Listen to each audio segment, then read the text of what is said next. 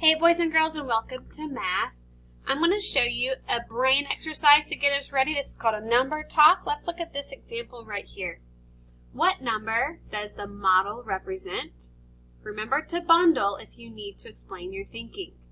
So there's 1, 2, 3, 4, 5, 6, 7, 8, 9, 10. 10 ones equals a 10. So if I grouped all these, that would give me another 10, and I'd have one left over. So that I'd have 10, 20, 30, 40, 50, 51. This is the number 51 represented. All right.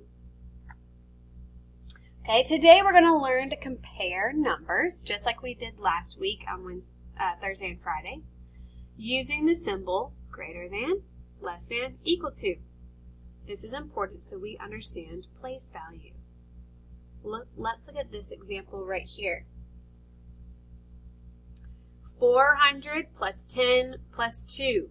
Is this number greater than, less than, or equal to 402? Sometimes these numbers look similar because you think, oh, they both have a 4 in the hundreds, there's a 2 in the tens, it must be equal. But if we pull the number apart and we look and see, well, what does this number really represent? 400, 1 10, and 2 ones is the number 412. I put it in standard form. If I put this number in standard form, I realize, oh, this number is bigger because there's a 1 in the tens, whereas this number has a 0 in the tens.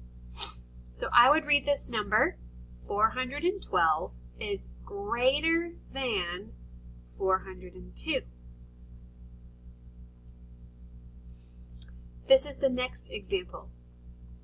202, greater than, less than, equal to 2 hundreds, 1 10, and 2 ones. Now I'm going to take this number and put it in standard form to figure out what the number is so I can compare the two numbers. 2 hundreds, 1 10, and 2 ones is 212. So I know 202 is less than 212.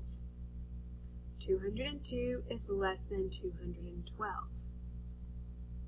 Okay?